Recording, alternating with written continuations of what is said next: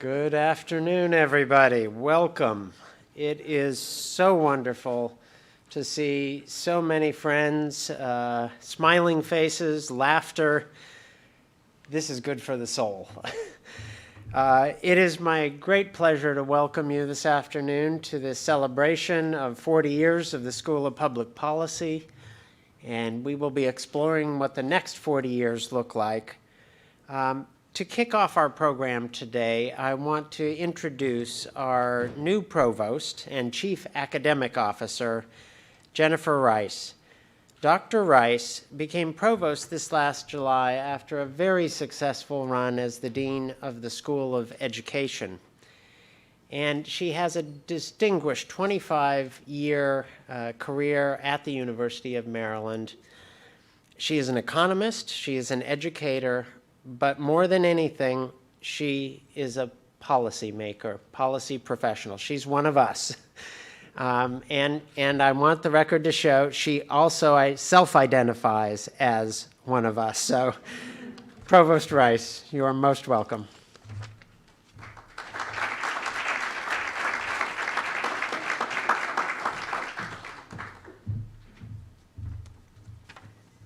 Thank you so much, Bob. And I do have to make one clarification. So I am an economist, but I'm an economist who pushes the boundaries of economics. Very influenced by philosophy. So in education, we can't measure everything in terms of economic outcomes or student achievement test scores. We're really trying to educate generations of leaders and change makers. And so how do we measure that, and how do we think about that using an economic framework of maximizing good? So I just have to say that before I jump into my welcome remarks, so you know who I am a little bit. So I just also want to echo just good afternoon. It is absolutely my pleasure to welcome you to the University of Maryland and to be here with you today as we celebrate the School of Public Policy's 40th anniversary. So we're an institution with 165 years of history. With that, we're no stranger to evolution and change. We're going through, I think, a dramatic change right now with new leadership and a strategic plan underway. But the creation of a new school and the elevation of a new interdisciplinary field like public policy into the academic heart of our university remains a significant moment and something really that we should all be celebrating. And so I'm glad we're here doing just that. Such was the case with the establishment of the School of Public Affairs, as it was known, in 1981. It came at a time when leading universities across the country were in the process of creating their own schools of public policy and management, or they were in the early years of doing so and launching those schools. Yet there was a recognition from those crafting the vision for a new school here at the University of Maryland that it wasn't enough to simply join the ranks of these institutions by creating a program in their same mold. Rather, they saw an opportunity to not only build on the strengths of these other programs, but also to rectify some of the omissions and create a unique offering here at the University of Maryland. So, the normative and technological dimensions of complex policy problems joined the standard curriculum of management and analysis. The wealth of policy experts and institutions that we have right down the road in Washington, D.C. was mined to provide our students a unique and unparalleled set of opportunities for practice, and to bring the expertise of our school to government officials and agencies. It really was a bold and ambitious vision, but it has indeed been realized in increments and evolutionary steps over the past 40 years. Just as the school was recognized in the early years for its distinctive education in policy and consequential research, it continues to be a leader in solving some of the most complex problems, some of the most grand challenges that we face today. For example, the school's Center for Global Sustainability has been central in leading analytical work that underpinned the Biden administration's new ambitious climate target, ahead of the international meeting happening next week in Glasgow. The Do Good Institute has incubated the nation's food recovery industry, spawning leading organizations such as the Food Recovery Network, Imperfect Foods, and Hungry Harvest that have collectively recovered tens of millions of pounds of food. We are grateful to be the beneficiaries of the vision and hard work of so many faculty and staff and students over the years in building a school that richly contributes to the university community, to our state, and to our world. As we look forward to the next 40 years, it is a great honor to welcome Peter Brown back to the university and to hear from the person who was so instrumental in founding this school and its unique and vibrant community. Welcome. Thank you so much. Yeah, thank you.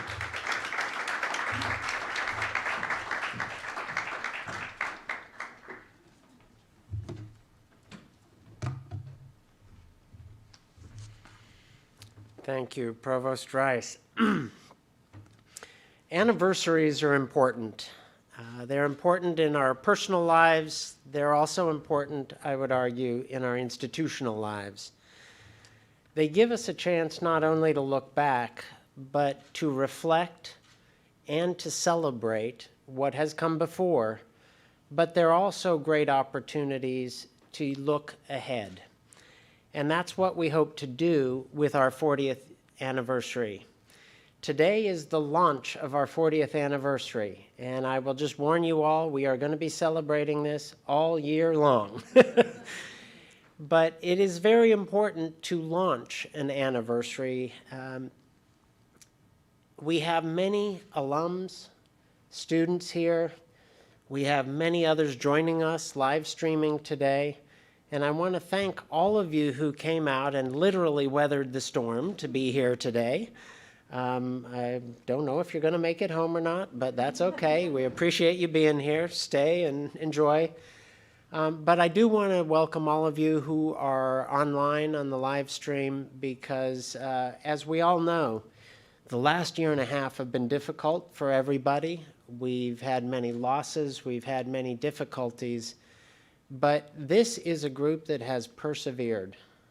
We have delivered the goods in delivering a strong and necessary education. We've been looking out for the issues of equity when it comes to making sure all of our students are able to access this education and continue. So the live stream today is part of our life as we know it during the pandemic of making sure that our community stays whole and stays safe. But thank you so much for joining us here today. I want to especially welcome our alums and our students. You are the reason we're here, because after all, you alums are really just our former students. So the students, you're why we're here. You're why we exist. I'm very happy today and to say that with the support and determination of everyone in this room and on the live stream, we have been successfully navigating this extraordinary period. That's not to say it's been easy, and it's not to say we're done. But I think it does take a moment of reflection like this to celebrate the fact that we as a community have been delivering the goods. And I just want to thank all of you from the bottom of my heart. It is now my great pleasure to introduce our keynote speaker today, Dr. Peter Brown. Peter is, more than any single individual, the architect and the founder of this school. A couple of you told me during the reception here, he looks too young to have founded this school. So Peter, I don't want to know actually how old you were when you founded this school. You're going to make us all feel bad. I'm not going to go through Peter's resume and all the many accolades that are on it, his publications and the like. I want to just introduce him by highlighting 4 qualities in our speaker today that I have come to appreciate in the time since I've gotten to know him. Peter is a bold thinker. You'll get a taste of that today, I think. He is kind of the philosopher king who never trims his sails. And while philosophy is his field and his passion, he's been working for decades to fundamentally reform the field of economics. The faint of heart need not apply. So our provost in saying she is the right kind of economist, we are talking the same language here. The second quality in Peter that I've come to appreciate is that he is a builder. That's why we're here today. He saw the need for a school of public affairs. He built the coalitions, he got the attention it needed, and he built this place. And I think that at the very same time, he also built the Institute for Philosophy and Public Policy that was the core ethos and the core identity of this school since its inception. So a double builder at the same time. The third quality is that he is a teacher and a mentor. Some of you were his students and you came back today because he is here, and I think that's a testament to the long-term impact of being a teacher and a mentor. He is also a teacher and a mentor to his children, and I'm very pleased to welcome Ethan and Margaret, I will say, back to College Park. I know that teacher and mentoring doesn't stop at the schoolhouse door, so welcome to both of you. Finally, I would call Peter an advocate and a steward of nature and all life on this planet. That one doesn't fit in a nice little box like the others. But of his many accolades, the one that I have noticed that Peter has the biggest twinkle in his eye when he talks about is that he was recently named the Tree Farmer of the Year for Garrett County, Maryland. So, ladies and gentlemen, I give you the Garrett County Tree Farmer of the Year, Dr. Peter Brown.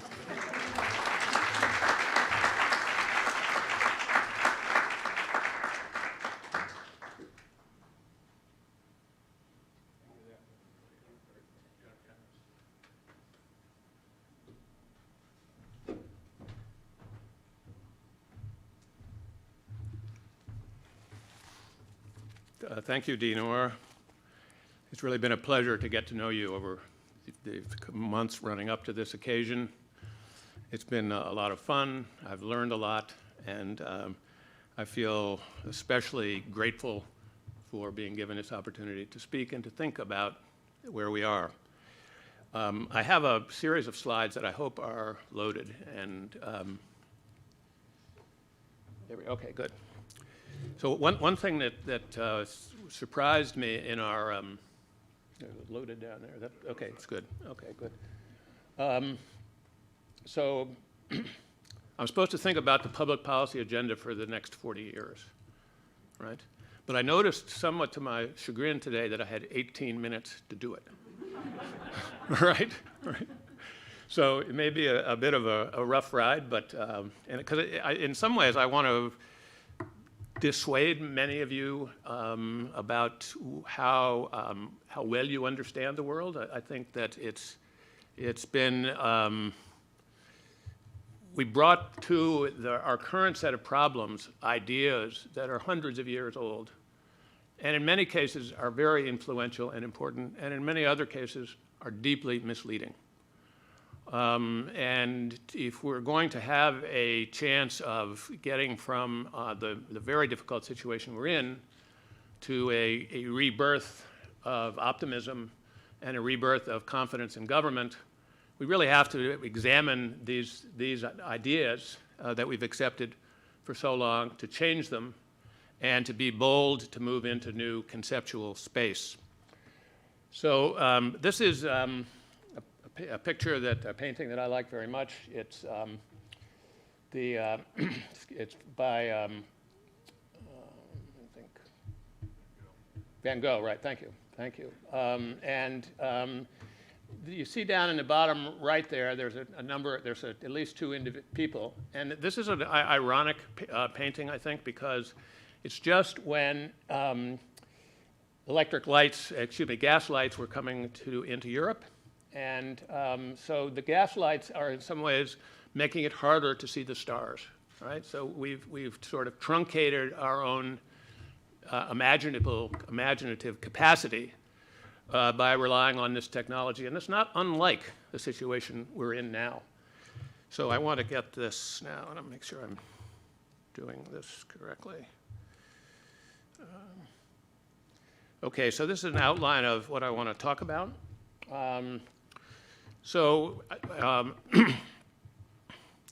What's remarkable about some of the discourse that's going on these days is that how confined it is, right? What are we going to be able to do about something marginal, about our reducing our carbon footprint, or wasting less food, or things like that? But what we haven't got is any sort of macro vision of what it would be like to escape the problems we've created for ourselves. And I've become very interested in the thinking and work of Thomas Berry, who was a Christian monk, and who came up with the idea, or promulgates the idea, of the Ecozoic, right? Which is defined as a mutually enhancing human-earth relationship. And that's what we're looking for in speaking about the Ecozoic, is a framework that's outside the present discourse, if possible, right? Where we can sort of start afresh. And so I want to talk a little bit about that, and then some of the consequences of adopting that frame. So one thing that looks very worrying from the point of view of someone who lives in Canada is that my home country seems to be falling apart in a way. And somebody was asking me just 15, 20 minutes ago what the difference between Canada and the United States was on this kind of issue. And I said, well, we have lots of problems in Canada, but we don't have large numbers of people trying to destroy the government. So it's a country that's got lots of issues, lots of problems, lots of things I wish were different. But it is, when you look at it next to the US, it sort of highlights the difficulties of breaking out of the current stalemates that are there. And I think there's some, I don't know if this is a wise choice or not, but there's some value in recognizing that the United States is becoming, in some ways, a failed state, right? I mean, it can't pass legislation, right? It can't get rid of the slaughter of citizens by high-powered weapons.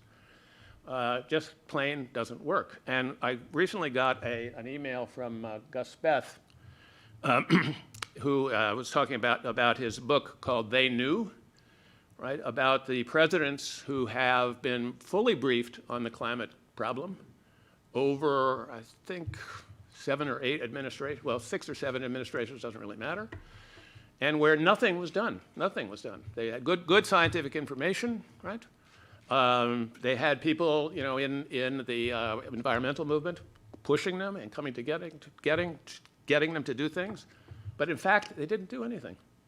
And they would, you know, they basically bought more and more into the carbon fuels addiction than pulling back from it. I want to show some reasons for to think about this failure of the state, but and then I'm going to talk about that next. Then the barriers to the Ecozoic, and then what the university can do in the current situation. So the New World Book, the Ecozoic, this is very well laid out in this book by Thomas Berry, a very short book, extremely well written. And the great work is the work in front of us right now. It's the work to save this planet from becoming, you know, uninhabitable, because it's just too hot. Right? And that's certainly possible. Many parts of the world are becoming too hot. So the great work is to change the human relationship with our planet. And it seems that we have at least two choices. One is to try to restore, basically, the ecological systems which were plentiful on the planet in the past, or to let the planet become a pile of rocks that circles the sun in the same orbit as the Earth. And it seems to me that it doesn't take a lot of philosophical argument to say that it would be a whole lot better, you know, to have the emerald planet, right, than a pile of rocks, right? So I don't know, that takes a lot of policy analysis to work that out, but if so, so be it. These are some of so Berry wrote voluminously. He was a student of many of the world religions, and very, very dedicated to these ideas of the possibility of reforming our conduct and salvaging this planet. So if I had to talk about them all, it would take the rest of the time. But it's so the new story from Berry's point of view is basically that what we learned from astrophysics, right? That the universe is a very large processing place, obviously, has evolved over very long periods of time, right? But we now, more or less, can understand a lot of this, right? And it's not, pardon the expression, it's not rocket science necessarily. You have to understand some of the basic rules of physics, chemistry, and biology, right? But it is within the grasp of most people, particularly educated people or people who are educated at a university like this, would have ample opportunity to study these concepts and to see how they affect how we do. So the new story is the story of science. I think it's essential that a school like this produce people who are science literate. They don't have to become scientists, but they need to be able to understand the basic concepts of the the scientific discovery basically since Watson and Crick. Bioregionalism is a way he has it's a little bit related to my Garrett County thing, is an idea he has that we should be able to manage regions of the earth so that they flourish, right? They biophysically flourish. And then ecological spirituality is that basically we should keep in mind as we traverse the earth, as we care for the earth, as we restore the earth, that this is a spiritual act, right? There's nothing anti-religious about this idea at all. In fact, it's quite the opposite. So when we have religious experiences, which almost all of us have or can have, or if you can recognize them, I view that as another form of education, right? We in those instances where the self falls away and the earth and the universe comes in, those are learning experiences.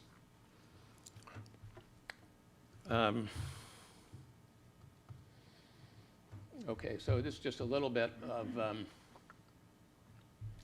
think it's the second paragraph in this that really knocked me over when I finally started to try to figure out what it meant.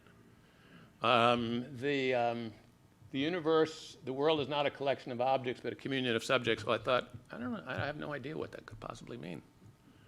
And I thought maybe it was just something he sort of made up and then got rid of, but it didn't. It isn't. It's key to his thinking.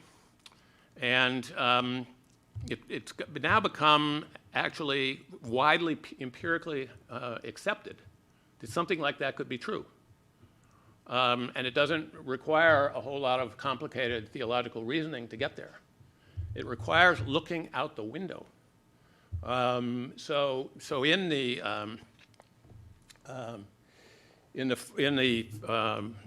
farm that we have in Quebec, in the spring, we have some very tall cottonwood trees, and the number of seeds that blow by, right, in a given day is in the tens of thousands of seeds, right? These are the trees are able to communicate with each other, right? And we are able to communicate with them. Now, some people think, well, this is a little bit crazy and so forth. And I say, look, if you don't think it's true, here's an idea. When you build a new house, put in a septic system, and then about 10 feet away, put in a maple tree, right? And within maybe 15 years or so, you won't have a septic system, right? Because the two of them are communicating, right? One says, hey, there's a good lunch over here, right? So it goes over, right? So it's just really so simple that we don't get it. And then the next one is that it should be one of care, right? Caring for our home, caring for loving our home, and so forth. We should look to basically to Aboriginal ethical systems where the principle, the main idea is that you should have respect and reciprocity toward other persons, toward other objects, toward the world itself. So this is, I'm going to really just kind of go through this. This is sort of the nightly news, right? So we know that we're in a different era now.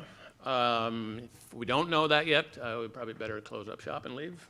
And this is just a list of the characteristics of our present situation, right? And we experience these kind of things now, not every few years or so, or every few months or so. We sometimes get several of these in 1 week, right? So in Canada, there's a lot of talk about getting back to normal, right? When I hear that on the radio, I think people cannot possibly understand what they are saying, right? Is to get back to the thing that created the disaster to begin with, right? So it's a bit frustrating at times. So we want to go back now to the public policy agenda for the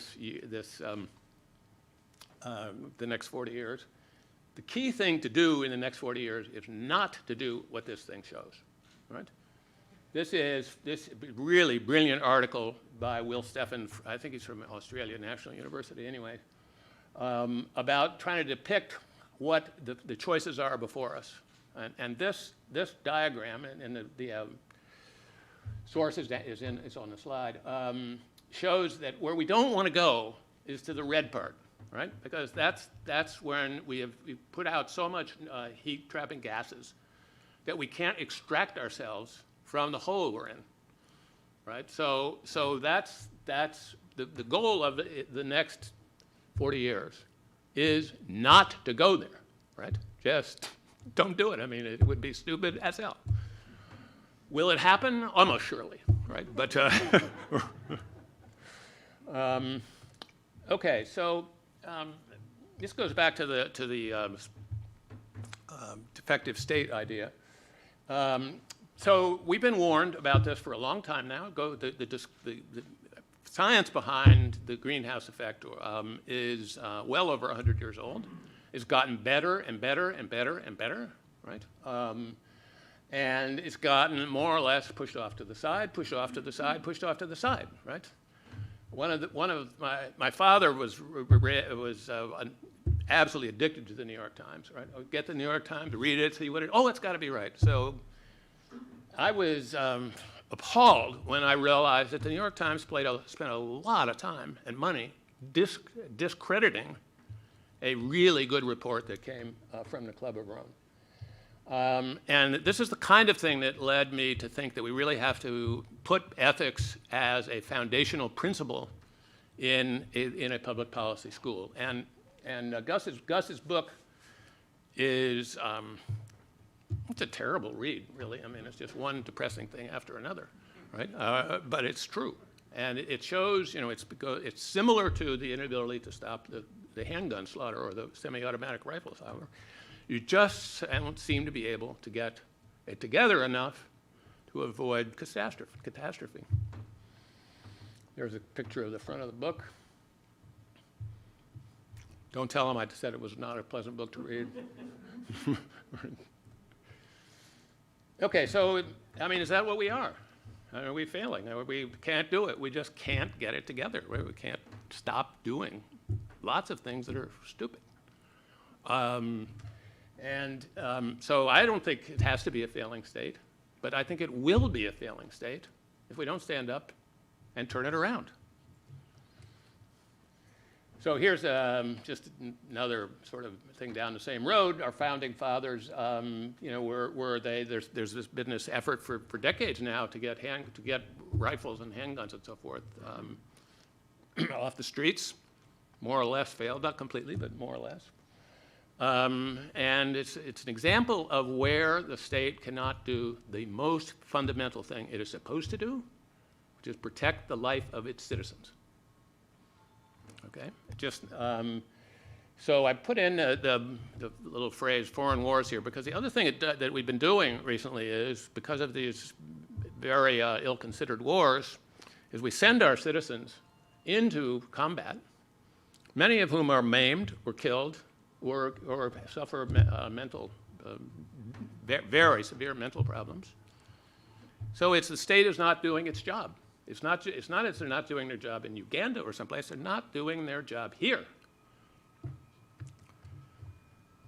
Okay, so what's philosophy got to do with all this? People think, well, when Henry Shue and I were putting together the Institute for Philosophy and Public Policy, right, we would go sometimes down to Washington to talk to people and get them interested. And people, when we said we were thinking about public policy and philosophy, this sort of icy stare would come on, like, what is that? I mean, aren't all, either philosophical problems can't be solved, right? That's a lot of people think that. Or they don't need to be solved because they're not important. So we didn't like that idea, right? And so we thought, well, maybe it would be smart to think about this again. So I came across a statement or a metaphor from Mary Midgley, a British philosopher. Would it be smart to ignore leaky pipes in your own basement? Right? And I think most of us would say, unless you don't have a basement, would say, yeah, we should do something about that. Right? So I want to now use this metaphor just a little bit to talk about what some of the leaky pipes are. Right? That is, assumptions that are in the background, but we don't pay attention. I'm not going to read all these slides open, but maybe the second one is they're both very important, right? They're assumptions that have lain and dormant in our history, which are now coming home to roost. And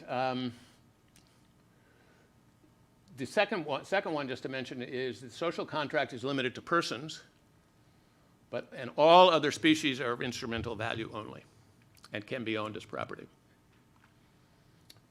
So those are two leaky pipes. More leaky pipes. It's assumed that nature in all its forms can be understood to be made up as natural resources, which can be can be owned as property. And Americans are considered to be better in a variety of ways, and to have duties to other countries, such as came from, I think it was John Winthrop's letter on the Mayflower, that we should be a light unto the world. Okay, so what are the things that are keeping us from getting to the Ecozoic, except for me talking too much, I guess, is one of them. But so deep in Western culture is this idea, right, that we are a separate kind of being.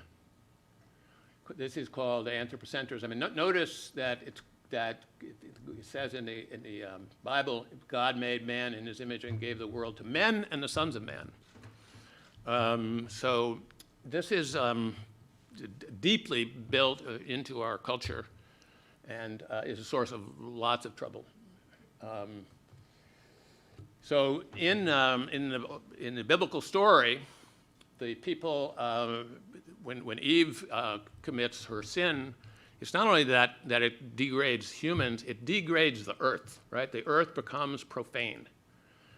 And that means that it's taken to mean that we have the obligation to clean it up, right? To make it better and to improve on God's creation. This is one of the most amazing pictures I've ever seen, right? Not that it's a great painting necessarily, but it's so true and bald, right, and uncompromising. So this large white woman is basically moving westward across the North America. This would probably be the U.S. part, but it doesn't matter. And this comes from this idea that we must improve the earth. Right? So what she's doing is she's moving off the buffalo, the First Nations peoples, and turning everything into agriculture. And one of the things that I was going to try to do, but got too complicated, was to find songs, right, that go along with some of these leaky pipe things. So the one for this one would be, this land is my land, this land is your land, this land was made for you and me. Well, yeah, if you're a white guy like me, it makes some sense. But if you're living in North Dakota, when the U.S. Army wanted to have North Dakota. Okay, so another barrier is the English language. Right? So the English language everything in the English language is either a thing or a person. Right? It can't be anything in between.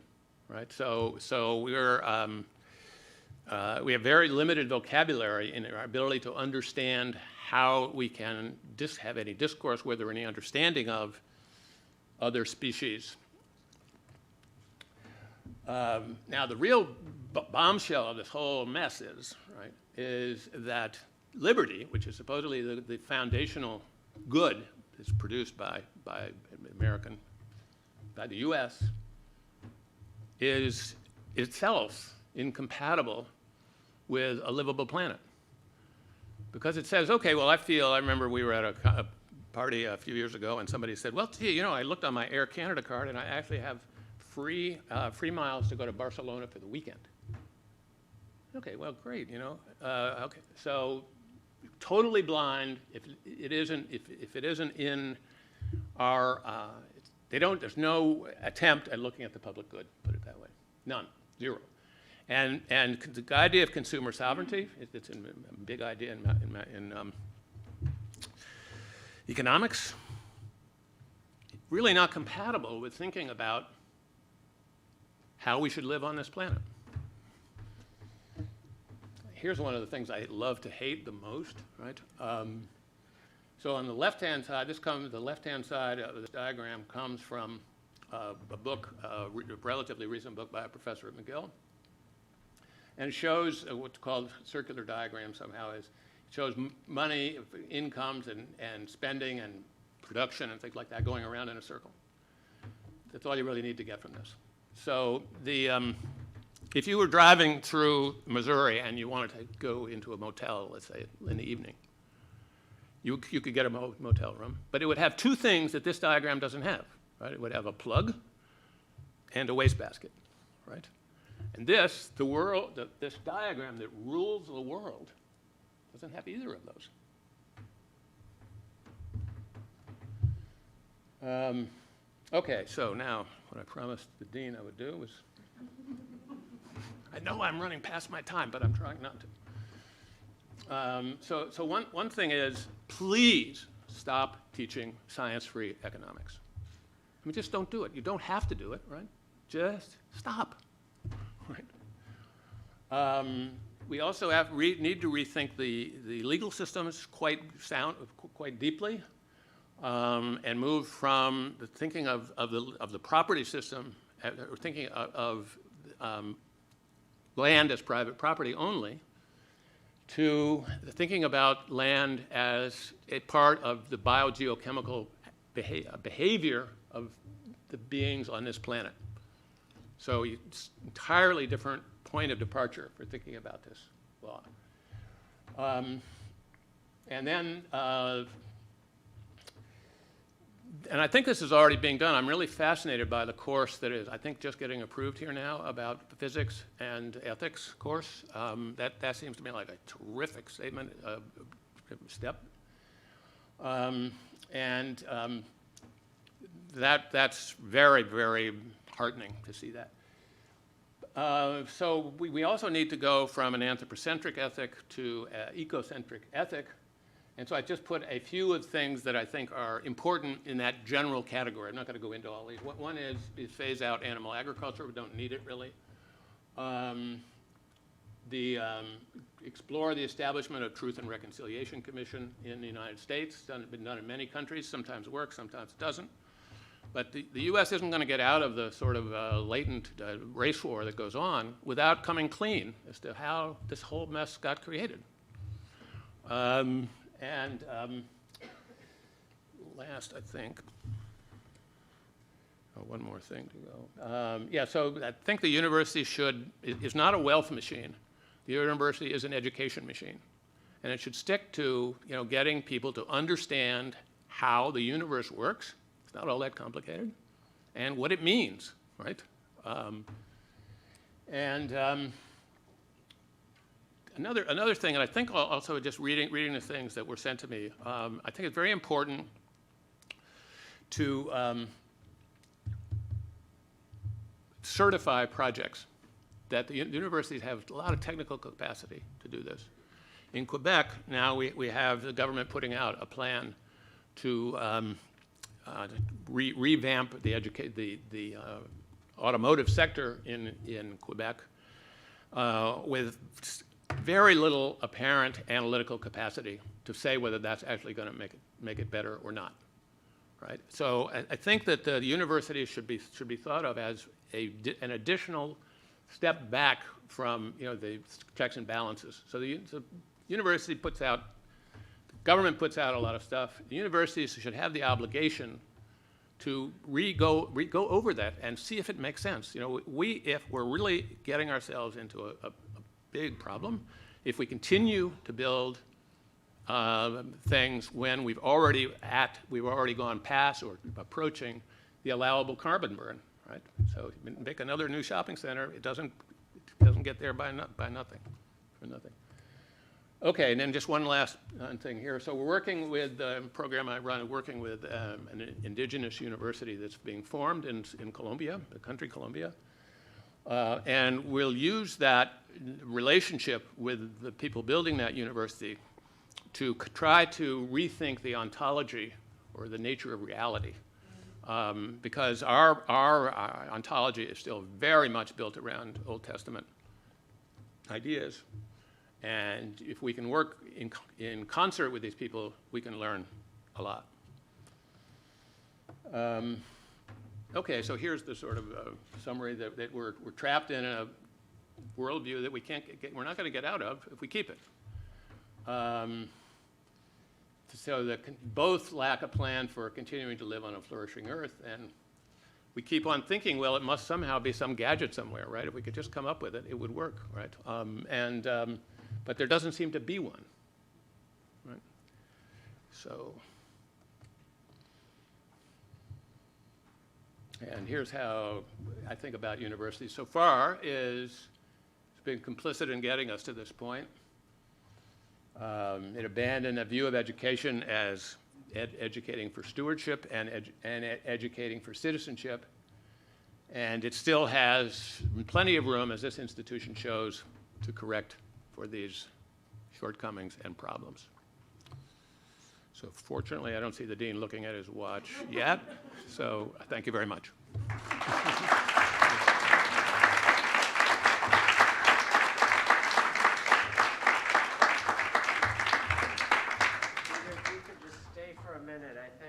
Before I invite our panelists up, Ethan asked if he could have a first right of reply. Uh-oh. So I want you You denied that, right? No, I totally said yes.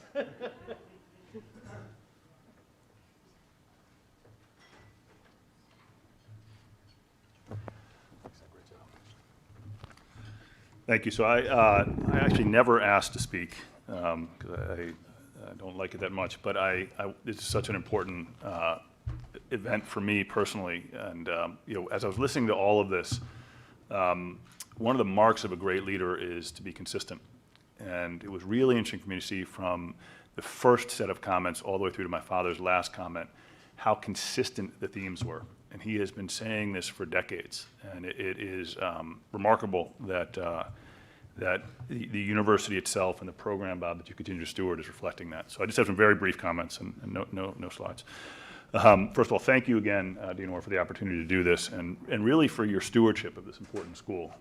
We are, as a family, absolutely thrilled that he's the dean of this school. It's wonderful to see. Albert Schweitzer once wrote, "I decided I would make my life my argument." And I think for anyone who knows my father, these words could equally be his. And by extension, this could be said about the school that we're gathered here today to celebrate. That is to say, this school stands for something. To articulate my view of the soul of the School of Public Policy as I know it, as well as what I believe is its competitive advantage today, I thought I'd start with one of my father's favorite quotes by Keynes. Many of you will recognize this. Practical men who believe themselves to be quite exempt from any intellectual influence are usually slaves of some defunct economist. Madmen in authority who hear voices in the air are distilling their frenzy from some academic scribbler of a few years back. I start here because the school was designed to equip students with a strong intellectual awareness of the dominant theories behind policy and politics today, as it seeks to accomplish this goal through curriculum that connects policy and politics to theory and theory to their philosophical origin, so that students can ask all-important normative questions. For years, I've watched my father and his colleagues peel back prevailing governance, monetary, and fiscal policy to neoclassical economic theory, and further still to its historical and philosophical origins, often leaving Friedman, Hayek, the University of Chicago, the Kennedy School, among others, as casualties. I had the sense that I was among disruptors, as the faculty and my father here relentlessly questioned economic growth as the end goal of fiscal and government policy, while seeking to advance ecological economics, which was then new, and the policies that flow from it. And it gives me such emotion to see some of the faculty here today, and just how much I learned from you guys, and how much I benefited from the time you spent with me and the wisdom that you imparted. I think about it all the time, so thank you. You could then and should now be able to count on the school to unpack the philosophical context and motivation behind various theories of governance and economic policy, where they emanate from the right, left, or center, and to give you the tools to assess them. In this service alone, the school should stand apart and above many competing programs. But to stop here would be to be stuck inside the Beltway. Returning to the theme of life as argument, my father has never been comfortable inside the Beltway. Though we lived and I grew up in Washington, D.C. in College Park, he was in constant pursuit of the natural world, which led to the purchase of and considerable time spent at our farm in Western Maryland. Intellectually, I believe he was simultaneously insisting that the school break free of the confines of typical policy debate within the Beltway. In doing so, I think he was layering the final foundation of the school. Yes, he would be pushed from policy to theory, to philosophical underpinnings and normative underpinnings. But I believe it was intent to go further, one step further. He hung a quote from Thoreau above the spring house at our farm in Maryland. And it was a one that's very well known, and where Thoreau encourages you to gird up your loins and travel to the fountainhead. In this lofty aspiration, I believe in our case, you are being asked to consider the meta question. What is the place and role of human species among the rest of life on Earth, and in relation to the Earth itself? And what policies and practices flow from this understanding? It is in this journey from policy to theory to philosophy to the scientific understanding of the world and back again that I view as the very soul of this institution, and the reason that we prepare better policymakers, social entrepreneurs, and global citizens. In closing, I wanted to share a defining conversation about my own career trajectory that I had with my father at Man-Munching Hall. I headed up to my father's office on the 3rd floor to explain that I wasn't sure what I wanted to do with my life, and I was considering taking a break from the school. This didn't go well. But he didn't tell me what I should do with my life, but in a style and focus that should be predictable. He asked me, "What do you think the biggest problem in the world is?" I thought about it, and reflecting a literal interpretation of the question, as well as my own studies at the school at the time, I answered climate change. In trying to make my contribution towards solving this problem, I began in clean energy for cars and buildings via renewable energy, and then fuel cells, and ultimately transitioned to clean energy for human bodies in the form of plant-based foods. But there's no doubt in my mind that my company Beyond Meat would not be here today if my thinking were not grounded in the very framework that you are challenged with at this school. It is the understanding of the biological unity of animal and human life on Earth that fuels so much of my work, and the equally awe-inspiring unity of plant and animal life that makes it all possible. So, Dad, you're an absolute giant. It is such a thrill to be here and to honor you today, and thank you so much for all of your stewardship of this school. And Bob, thank you so much for your stewardship going forward.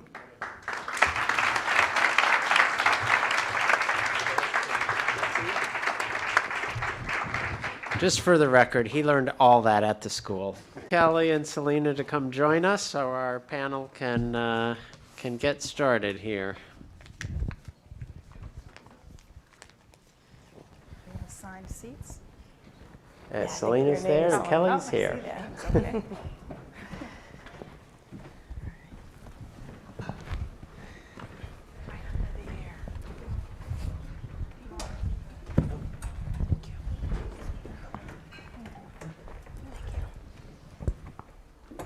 So, ladies and gentlemen, we had gentlemen in the presentation and we had gentlemen on the stage. I'm very happy to welcome Kelly and Selena to break us up here.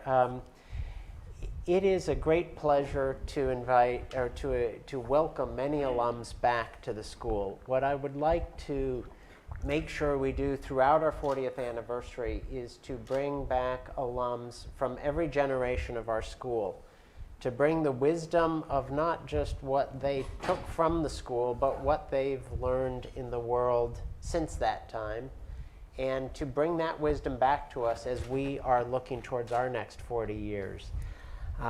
I won't introduce our panelists today with bios. I will introduce it in the form of a question. So Kelly, I would like to start with you. Okay. I don't know, I never met you before today, but I've read all the profiles that my team put together on you for a piece that we ran about you this past year. And I was struck that you are the epitome of an entrepreneur. And you've applied your talents in such diverse roles as your current role as Chief Operating Officer at the Bipartisan Policy Center. You've had roles in the DC Office of the State Superintendent of Education, on mortgage finance and derivatives in the financial industry. You've practiced corporate law. You've served the city of Atlanta, and were a legislative assistant for Congressman John Lewis. First of all, I want to know how the heck you did all that. Has there been a common thread in all of these very different career moves you've made? It is an extraordinary panoply of roles you've held. Is there a common thread? There's absolutely been a common thread. I came to the School of Public Policy as a Woodrow Wilson Fellow. I went to Spelman undergrad. And I think you have to understand my background to appreciate all the things that I've done. So I came from a home where my dad had a third grade education, and my mom had been a foster kid, and she went to college when I was in preschool. And so I went to preschool to community college while she was being educated, and my father was very supportive. And I say all of that to say because I always appreciated that what happens to kids who don't come from families who understand and appreciate education? I thought your life cannot just be based on the parents to whom you were born. It had to be more than that, that our society had a responsibility to really help those who are unable to help themselves. And so I was raised with this understanding that it wasn't just to give back. How you gave back was in many different ways. And so when I came to the School of Policy, I just coming away with that feeling, there was no greater sense than to do something for your fellow man. And coming to the school just really just deepened that commitment in me. And so every place that I went, it was, how can I use my policy degree to advance the public good? So going to work for Congressman John Lewis, going to even, quite frankly, when I went to Bank of America, I was in capital market structured finance, approving derivatives on consumer loan products. And helping to avoid the mortgage crisis. I will add on your behalf that. But taking all of those experiences into account, I was telling you about an experience where I was approving a pool of loans.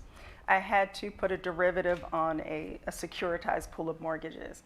And the mortgages were 400 FICOs with balloon payments. And I remember saying to my boss, we can't approve these, I can't approve this pool. The impact that this will have on that community, I just cannot do. And I think it was all of my experience, where I had come from, understanding what the impact would be, coming to policy school and really understanding why there were different laws and policies made to protect people. how can we be better and really support the public good? And so in each one of these situations, I have pulled my policy degree through to say it's not just about the money. It's not just about the opportunity. It is how do I use the voice that I have and my background to really advance our society. Wow. Selena, this is what a successful graduate of this program. It's a tough act to follow. I hate to put you in this situation, but you are 2 exams away from graduating from this program. And I wanted to ask you, because before you've graduated, you're a typical SPP student in one way. You're already fully gainfully employed and working full-time in a highly responsible position before you've even finished the program. As Chief of Staff for Delegate Love, and the role that Delegate Love is playing in the life of our state right now is quite important, quite central. From your perspective, how can a school like the School of Public Policy best serve and support the state of Maryland and its communities that Kelly just referred to? A profound question. First and foremost, I'm among some extremely distinguished people right now, and I am very giddy with honor to be here. And it was such an honor to hear you, Mr. Brown, speak about the school that I'm about to graduate from that you founded. When we talk about public policy for the next 40 years, I'm looking at a past and a future right now. And if this is what I have to look forward to, I'm extremely excited. So thank you. In terms of my position with Delegate Love and also how the School of Public Policy or how universities more broadly can benefit the state of Maryland and other universities benefiting their local governments. Actually, this morning, I was sitting on another panel for the School of Public Policy, the NASPA panel on civic engagement, and we were talking similarly with other Big Ten schools about the work that the students were doing on campus to keep their peers civically engaged. And something that I wish I had touched on a little bit more when I was speaking is how they can harness their local governments to, how students can harness their local government to become more engaged. And I think that is the crux of this. I get the opportunity to hire interns, and I get the opportunity to hire a secretary, and I always recruit from the School of Public Policy. That's one avenue, right? And that builds up your resume, that builds up your skill set. That's a fantastic opportunity for students. I was also an intern while at the School of Public Policy. But when I see the work that our School of Public Policy is doing, when I see the work that Ross Stern is doing, and the work that Dinora is doing in getting our local community members, getting Mayor Woyan involved, getting our local delegates involved, our council members involved, that is how the School of Public Policy can contribute to helping the state of Maryland by bringing in the local representatives, the state representatives, but also combining them with the the expertise that the School of Public Policy offers, both in their faculty, both in their students, and in their staff, and letting those two things coalesce, we've seen really profound outcomes. And the example that I'll use to exemplify this is when I was at Maryland, I was president of this organization called Maryland Discourse. And we were a nonpartisan student organization that worked to facilitate conversations among people with disparate, conflicting viewpoints on really salient issues. And the number one way we did that was by conducting these events where we would have a panel of guests, we'd ask them questions about the topic, and in 2018 we did a gun violence panel. It was post-Parkland, it was a really, really hot issue as it still is today. And we had a Republican delegate, a Democratic delegate, an executive director of Marylanders Against Gun Violence, a conservative news reporter, gun enthusiast, and Dean Lishniak, the dean of the School of Public Health. During this debate, which I had the pleasure and also somewhat horror of moderating, things got really, really heated. And this is an organization that is designed to have productive civil conversations. So you can tell that I'm up there getting a little flustered seeing a really combative panel. I was able to reel it back in, thankfully. And the way that I did that was I asked a particular question to both the Republican delegate and the executive director. Turns out both of them had a grandfather who was a hunter and had a passion for guns. Both of them took that experience and became very different people, right? They had very different opinions about gun control, about gun legislation. But by simply recognizing that common ground and establishing that empathy for one another of, you're not so different from me in this one way, we actually got them to agree to work together on gun legislation. And in 2021, when I was chief of staff, I saw that gun legislation come to fruition. It was the ghost gun ban bill. And that, I think, is a perfect example of how we bring the University of Maryland, how we bring SPP students, and we bring the local government in, and we create these really valuable connections that create tangible difference in our local government and beyond that as well. Thank you. I'm not going to say something cheesy like our future is in good hands. I'm going to say our present is in good hands. So Peter, you've given life to two of the people in the room, and you've given intellectual life to all of us in the room.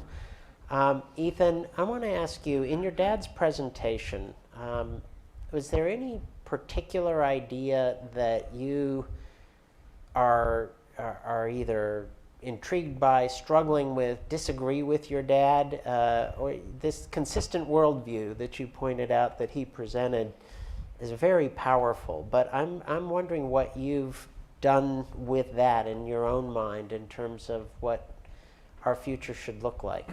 Well, thank you for asking. I think the general notion that so much of what is going on is the product of prior and still current intellectual frameworks that we don't always recognize is probably one of the most important things that you need to learn from the work he's done as a student.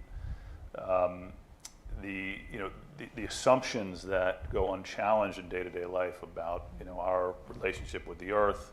One of the things that really struck me as I watched this over years was the notion that most of us, whether we are involved in the church or not, carry around this idea that we are separate somehow from the earth, right? And the notion that we did not descend from the image of God, but ascended from common bacteria with the rest of life on earth is very powerful. And that there is great commonality among all life forms was something that I took very much to heart and was the motivation for me starting my business, and also what made it possible, an understanding of the scientific structure of the earth that you really do get here if you take the courses that are offered in that area. So moving beyond simple debates around left or right policy, but trying to truly understand our place on this planet and our relationship. One of the books he wrote later was called Right Relationship. So trying to understand our relationship with the rest of life on Earth is something that I have thought about my entire life, and I think has helped me. So I think it's a powerful message. I'm so grateful the school is here to continue to provoke students to think about it. Peter, I am going to give you a chance to talk in a few minutes, but I want to provoke our other panelists a little bit here, and then you get a chance to respond to them. Kelly, you've hired a lot of people in your career and into different jobs, different careers. Have you hired public policy grads? And if so, why? And if not, why? Oh, that's. You're going to have to think, did I even see it on their resume? I hire a lot now at the Bipartisan Policy Center. Yes, I have. I was speaking to a student earlier who said he was going to business school, and I said, why? Business school. I like the perspective that they bring. And honestly, so the Bipartisan Policy Center is bipartisan. It is not centrist and it is not nonpartisan. So when you are there as a policy person, you come from either a conservative or a liberal background. Given what everyone who's ever met me knows of my politics, I really do love hiring young policy students because I think when you are in the debate between the right and the left, it's very easy to lose faith in our society. And one of the wonderful things is when you bring in young policy students, they still have faith in what is to come. And they have that when you ask the question of, are we going to be able to avoid basically America's disaster? You know, is America going to make it through these very hard times? And it's the young people, quite frankly, that keep me going. They bring me hope because I am fearful, quite frankly, of the debates that I hear every day and the perspective that I hear from a lot of, unfortunately, my Republican colleagues. It does scare me.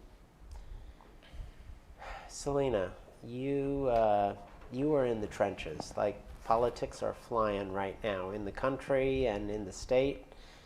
And you're at a crossroads of a lot of that. Do you have any questions for Dr. Brown about his presentation? How do you bring that incredible worldview down to the reality of what you're seeing every day?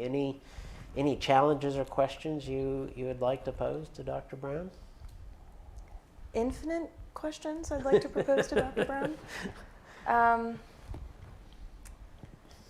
Well, I guess kind of building off what Kelly was just talking about, I did once get the prestigious opportunity to speak with Mayor Bloomberg, with Dinora in the room as well, a couple years ago when he was our commencement speaker. And we talked about this idea of the younger generation getting the torch passed to them and being the trailblazers and providing that hope, you know, that we can make it out of this. America is not a failed state.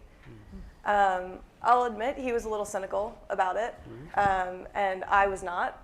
And I was like, no, like we can do this, and I believe in it. I remember that, and you were right and he was wrong. Thank you. Thank you. That was also pre-COVID. A lot has happened since then.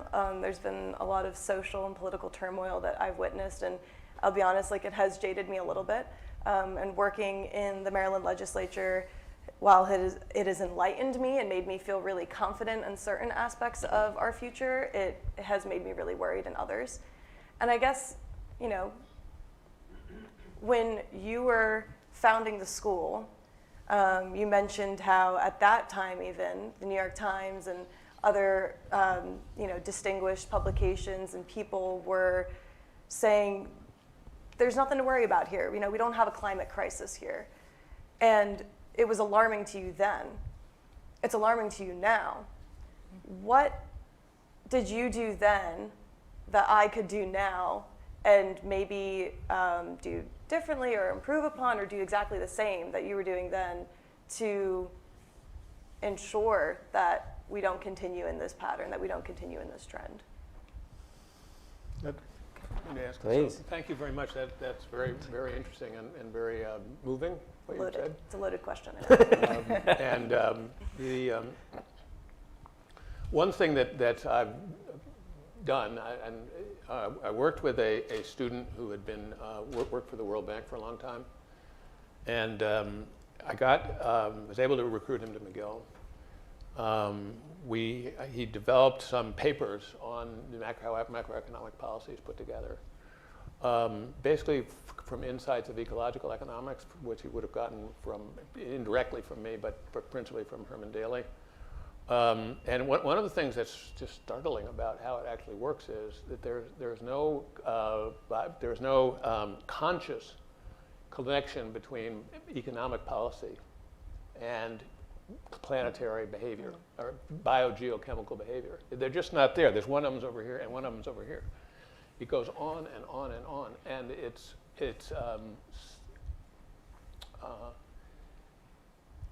He's now has a job, very high job in the Bank of France. And I regard that in terms of my career as one of my great successes, because he's at least got the gravitas now that he gets listened to. Now, whether they actually do anything different, I don't know. But this is very, very incremental change that we're making. And we need very much, we need to have a ramp up a lot. And I don't know if either of you that are in well, you're not in the financial world directly, right? No, but you are, right? So you can push for, by certifying some change in interest rates, having looked at the biogeochemical results of that, for good or for evil, that would be such a breakthrough. Yeah. Well, I will tell you that there is a lot of work going on, and in fact, some progress should be made in Glasgow in the coming 2 weeks on making the disclosure requirements, moving from voluntary disclosure requirements for companies to mandatory. This is one big step in trying to push financial backers and financial decision making into the decision-making process of companies all around the world. And that's actually something that does give me hope that there is, at a macro level, some progress. It's not as fast as we need. Sorry, Selena, you wanted to...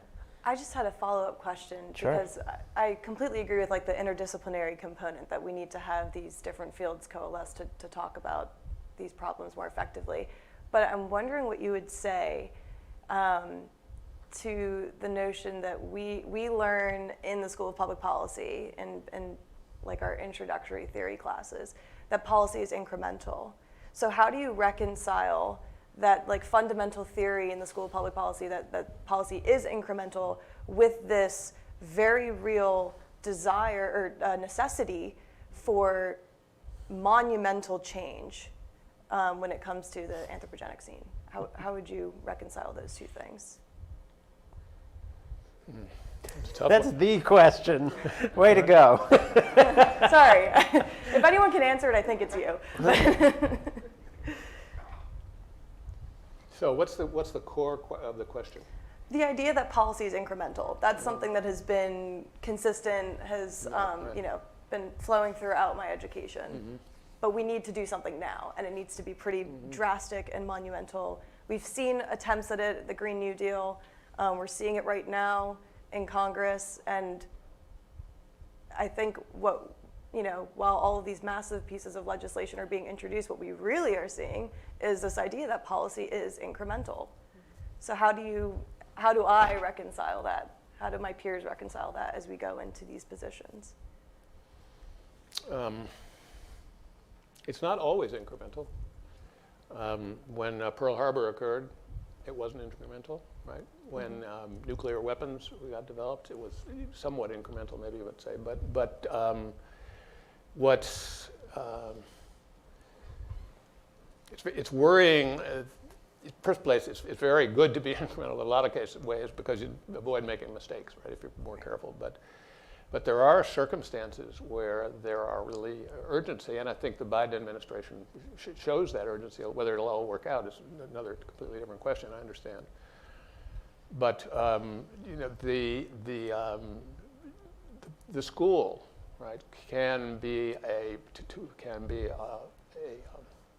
spokesperson or spokesgroup, right, for urgency in this situation.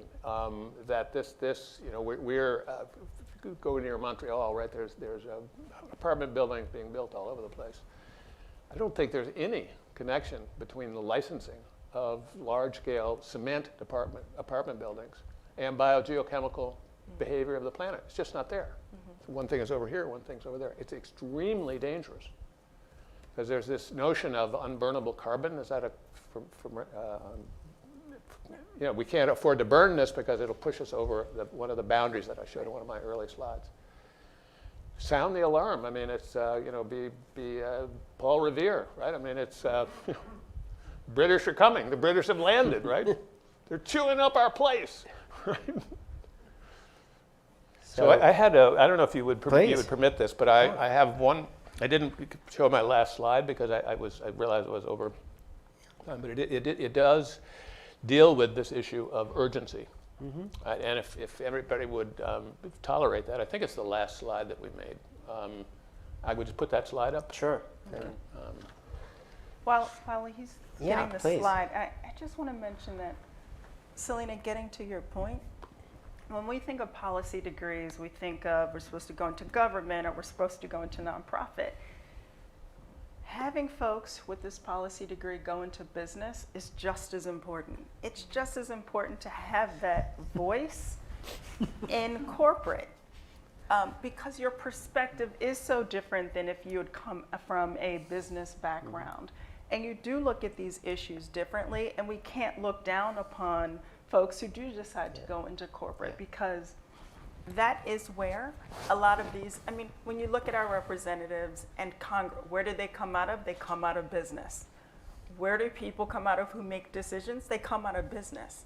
And the more of us that kind of go into those spaces, it is so very important for us because we come with that sense of urgency.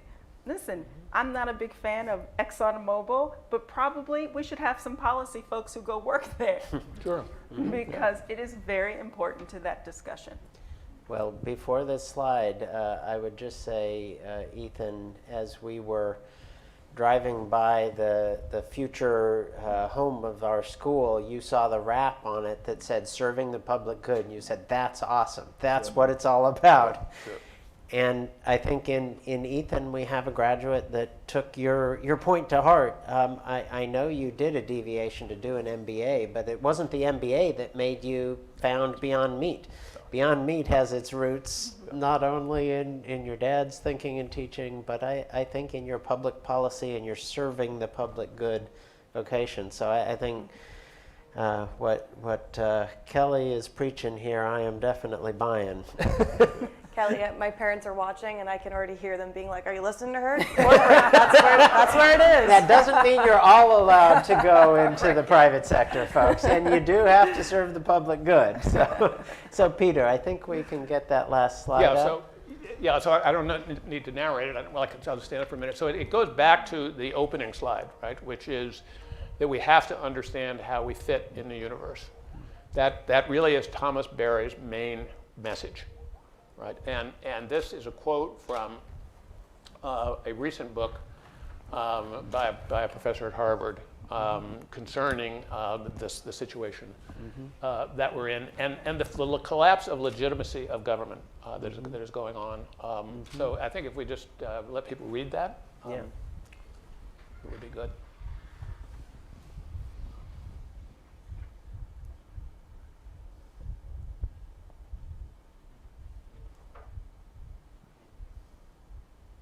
Very lyrical for a...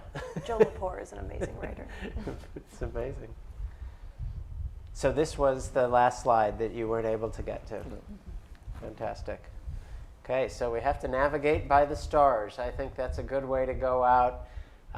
Thank you, Peter, for coming back, for continuing to inspire, and thank you all for coming to kick off our 40th anniversary. Thank you.